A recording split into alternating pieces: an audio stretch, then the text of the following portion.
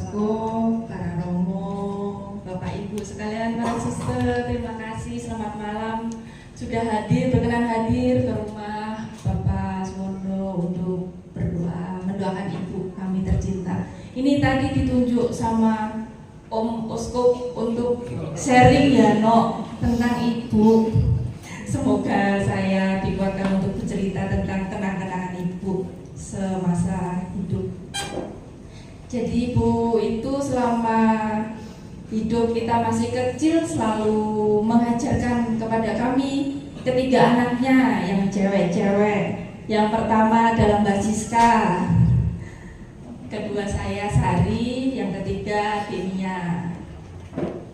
Mengajarkan menjadi perempuan itu harus tanggung jawab, harus berani, dalam artian menjadi wanita jangan lemah, serba bisa, harus rukun pada saudara, kepada semuanya, jangan pantang menyerah pada semua keadaan. Ibu selalu mengajarkan itu. Ayo meskipun kita cewek-cewek harus pantang menyerah, harus serba bisa, jangan kalah sama para lelaki. Ibu tuh kalau mengajari seperti itu. Jadi kita bertiga itu anak-anaknya dikatakan cewek cantik tapi agak preman-preman. Begitu, benar?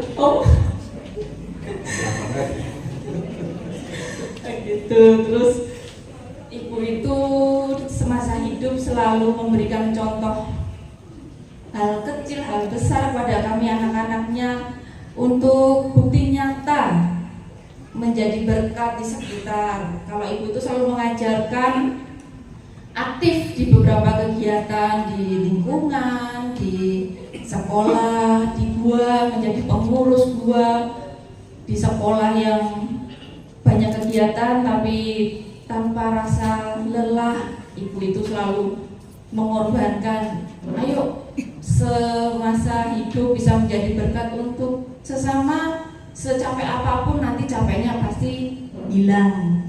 Kita harus sukacita untuk menebarkan berkat untuk sesama. Jadi Ibu itu di lingkungan, iya, di Gua Maria, iya. Terlebih Ibu itu suka KOR juga seperti adik dan mempunyai komunitas KOR dengan Pak Budi dan Mas Anton yang suka touring-touring itu. Touring-touring para sudah lanjut usia tapi semangatnya, jiwa muda luar biasa.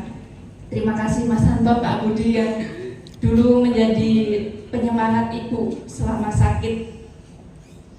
Dan Ibu itu dan Bapak juga mempunyai cita-cita membangun rumah ini. Itu adalah pengennya menjadi berkat juga untuk sekitar, untuk peziarah yang semasa hidup itu ngajarin ke kita, besok diuri-uri ya rumahnya, kudu ono sing nguri-nguri. Besok kalau ada yang ziarah pengen singgah di rumah, jangan istilahnya ditolak, kalau bisa dimonggokan. Oh iya. Terus untuk kegiatan, untuk latihan KOR, dulu kalau latihan KOR di sini nggih Pak Budi. Latihan KOR di sini, semoga rumah ini juga banyak berkat melalui kedua orang tua saya. Saya bangga menjadi anak-anaknya Bapak Ibu. Sudah diajarkan banyak sekali hal-hal kecil yang menjadi berkat untuk sekitar. Kemudian Ibu itu punya jiwa yang luar biasa untuk ngerangkul dalam artian itu di keluarga besar pun Ibu suka merangkul keluarga. Yuk ngumpul, ayo sebagai keluarga besar juga harus guyub rukun. Kalau ada acara semua dikumpulkan dengan Ibu sama Ibu itu. Ayo ngumpul bareng-bareng biar acaranya juga meriah. Ada keluarga besar yang selalu support di lingkungan, dimanapun juga di sekolah. Ibu juga suka merangkul orang-orang sekitar yang ayo membutuhkan apa, perlu pekerjaan, Ibu membantu mana yang ada ada lowongan pekerjaan di sekolah seperti itu. Jadi mengajarkan kita juga anak-anaknya sebagai anak, yo buah jatuh tidak jauh dari pohonnya. Ayo no, dirangkul komunitas, di keluarga, secapek apapun, di sela-sela kalian libur, kunjungi setiap Pakde Bude yang jauh-jauh dikunjungi, biar tali silaturahmi itu tidak putus di tali orang tua. Jadi penerus cucu sampai anak-anak kita juga mengenal keluarga besar itu yang mana.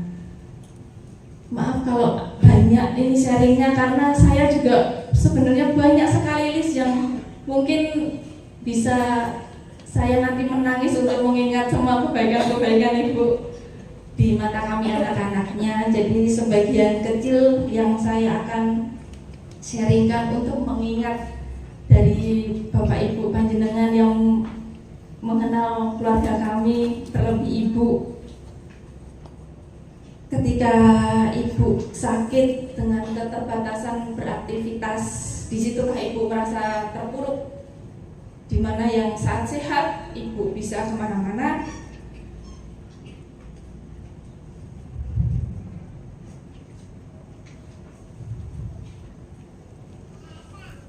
dengan keterbatasan berdinamika.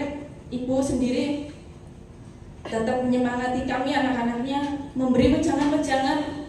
Ibu meskipun sakit, ora apa-apa no, masih banyak dari saudara, dari kerabat, relasi yang mensupport Ibu. Disitulah Ibu menjadi terbuka lagi semangatnya untuk sembuh. Dan ketika ada kesempatan untuk Ibu ke Jakarta, kami anak-anaknya memohon, yuk Bu, kita liburan ke Jakarta. Di situ kita ngajak Ibu berobat di Jakarta. Setelah ketahuan penyakitnya yang menurut Ibu, kok aku dulu-dulu baru ketahuan sekarang, akhirnya Ibu ngelopro lagi dan meminta kami anak-anak, no, ibumu mati urip di rumah Solo, karena Ibu lebih mengena itu di rumah Solo. Akhirnya kami bersepakat pengobatan di Jakarta dilanjutkan dan tetap dilakukan juga di Solo. Permintaan Ibu itu semasa hidup dan sehat ketika kami sekolah dulu kan di Jogja, kakak dan saya sekolah di Jogja itu memohon, no, dengan guyonan gayanya Ibu, no, besok nih Ibu nggak ono dimakamkan di Jogja ya, di Demangan, karena orang tua dari Ibu dan keluarga besar kami tinggal di Demangan, Jogja, di Wedomartani. Ibu pengen dimakamkan di situ, berdekatan dengan sampingnya Pak Tua dan Mbok Tua. Pak Tua, Mbok Tua itu adalah orang tua dari Ibu. Aku pengen dimakamkan di situ ya, no, di sebelah. Dan kami yang menganggapnya cuma opo sih, mau masih sehat, kita masih istilahnya SMA, jadinya masih SMP, SD ya deh ya. Apa sih Ibu nih? Yo, namanya umur itu tidak ada yang tahu, Ibu kan gitu. Ya, kita mengiyakan. Ternyata dalam pergulatan batin hidup Ibu semasa sakit, semasa perjalanan Ibu itu luar biasa. Meskipun sakit itu tidak pernah mengeluh sama sekali. Dan Bapak itu yang senantiasa cintanya luar biasa untuk Ibu, setia menemani setiap Ibu nggak bisa tidur, merasakan kesakitan yang luar biasa. Bapak itu selalu di samping Ibu, dan Ibu pun juga sama, tidak mau ditinggalkan Bapak. Kalau kita ngumpul, maunya tidurnya sama Bapak. Loh Bu, kita tuh juga anaknya kangen loh, kok nggak mau tidur sama kita gitu kan. Enggak, aku mau Bapak aja saya nemenin. Ya sudah. Terus di masa terakhirnya Ibu meskipun terbata-bata bicara itu masih ngasih wejangan, no, sin rukun nih Ibu nggak ada. Apapun dengan keluarga besar, dengan masyarakat harus terlibat, harus menjadi berkat. Selalu Ibu tekankan itu. Dan ketika detik-detik terakhir Ibu nggak ada itu, sore dikabarin Bapak, kita semua di video call. Sebelumnya itu adalah masih sempat membuat video ibu itu dengan Bapak, mengucapkan dan mendoakan ulang tahun Om Oskop. Jadi Om juga ulang tahunnya bulan Oktober dan Ibu nggak ada juga bulan Oktober. Sebelumnya itu semangat mengucapkan, memberi ucapan, memberi doa. Di situ mungkin terakhir video ya Om ya dari Ibu. Ibu dikabari Bapak itu sore nggak ada, kita bingung gimana ini, posisi itu masih COVID. Adik berusaha mencari untuk pengobatan di Brayat. Akhirnya rencana kita adalah pagi. Dalam hati kecil saya di rumah, Tuhan, saya nggak rela sama ibu kalau ibu disuntik-suntik, karena ibu itu sering ngeluh. No, ibu bisa aja loh disuntik terus, emangnya penak disuntik. Nek kowe disuntik gampang aliran darah ketemu. Ibu itu udah susah, ibu ngomong gitu kan. Saya mengingat perkataan ibu itu. Ketika itu saya merenung di kamar, ya Tuhan, saya nggak rela kalau ibu disuntik terus. Kalaupun Tuhan lebih sayang ibu, saya ikhlas. Kata-kata itu yang selalu mengingat saya, kok saya jahat. Setelah malamnya itu Bapak telepon jam 1 malam. Biasanya itu volume handphone saya memang saya alihkan kalau malam hari, dan posisi itu sama, tetapi tidak tahu kenapa insting seorang anak ketika bunyi telepon, saya langsung loncat dari tempat tidur sampai anak dan suami saya kaget. Kenapa? Bapak telepon, saya mau gitu. Saya telepon, Bapak cuman bicara, "No, ibu sudah nggak ada." Di situ saya langsung, ya Tuhan, kok saya menjadi anak kok jahat sekali, minta ibu dipundut. Gusti, saya cuma begitu kan, tapi Bapak menenangkan saya, enggak, no, Tuhan tuh lebih sayang. Mungkin dengan cara seperti ini, sebelum ibu masuk ke rumah sakit, ibu sudah ya perlawanan batin ibu sendiri, mungkin seperti itu. Dan ternyata ibu meninggal di bulan Oktober yang sama dengan kedua orang tuanya, Pak Tuwo, Mbak Tuwo itu juga meninggal di bulan Oktober. Jadi ibu itu selain meminta dimakamkan di samping Pak Tuwo, Mbak Tuwo, Pak Tuwo, Mbak Tuwo kan bulan Oktober, ibu juga sama di bulan Oktober. Jadi begitu sayangnya ibu kepada kedua orang tuanya, dan ibu tuh mengajari kepada kami anak-anaknya bertiga, secapek, sesusah, sepergulatan gimana hidupmu, harus sayangilah orang tuamu. Ketika kamu sudah mempunyai keluarga, juga harus sayangilah orang tua dan keluargamu yang lebih tua. Ketika itu saya menatap jenazah ibu di Solo, sudah nggak bisa nangis karena nggak tahu kenapa air mata ini nggak bisa keluar. Tapi setelah prosesi semua selesai, ibu dimakamkan, baru kami bertiga pecah semua. Disitulah ibu itu semasa hidup dari contoh kecil-kecil untuk menjadikan kita wanita-wanita yang kuat untuk menghadapi semuanya, yaitu pantang menyerah, harus bekerja keras, bertanggung jawab, jangan mudah menyerah. Itu selalu yang mengenang kepada kami, menjadi berkat untuk sekitar. Apapun dinamika dalam hidup harus dijalani.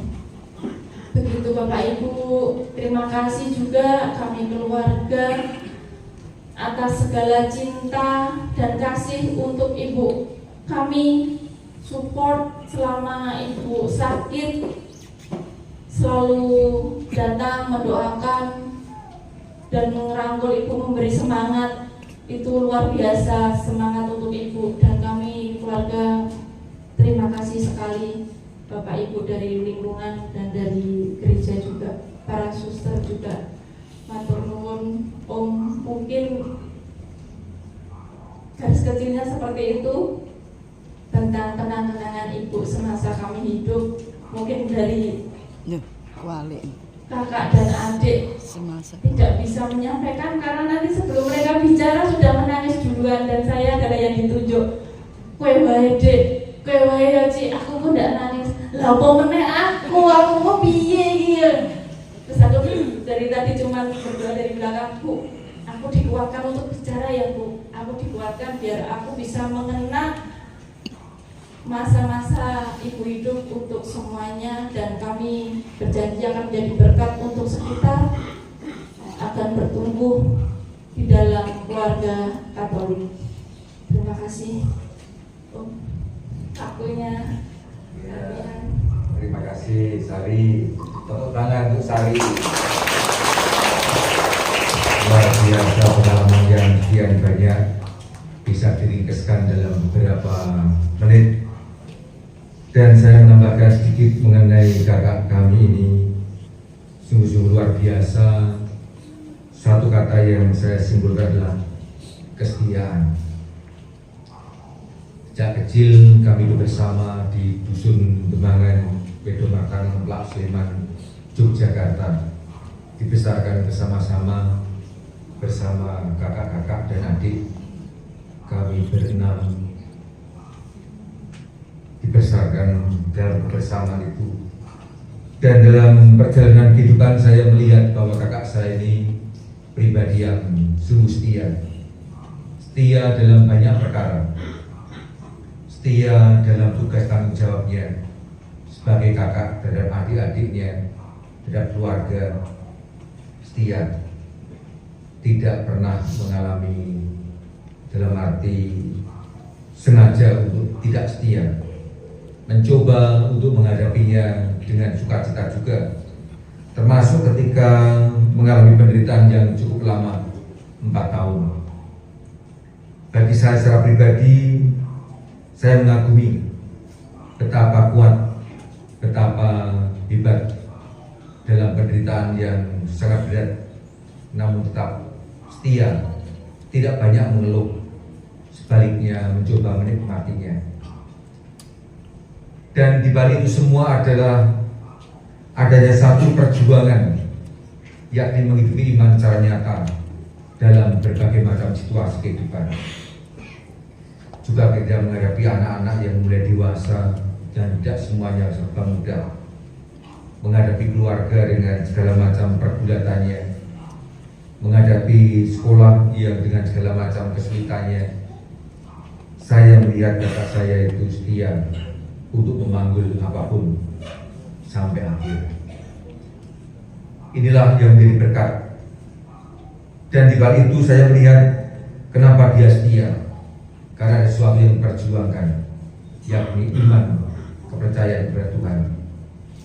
Itu semua dicoba dihayati, dihidupi, dan diajarkan, ditularkan kepada anak-anak, kepada keluarga, dan juga teman-teman sekalian. Maka bacaan-bacaan hari ini menggambarkan hal ini, bagaimana kakak kami ini sungguh-sungguh mencoba untuk mengungkapkan iman sampai akhir, karena percaya bahwa dalam diri Yesus ada kebangkitan, ada kehidupan, dan dia berjuangkan sampai akhir dengan penuh kesetiaan sebagai bagian pertandingan yang diperjuangkan. Maka saya sangat tersentuh sekali dengan lagu antar bacaan yang tadi dinyanyikan oleh Pur dengan bagus sekali, Hidup Abadi. Dia telah mengakhiri pertandingan dengan baik. Dia telah mencapai garis akhir dan telah pelihara iman sampai akhir.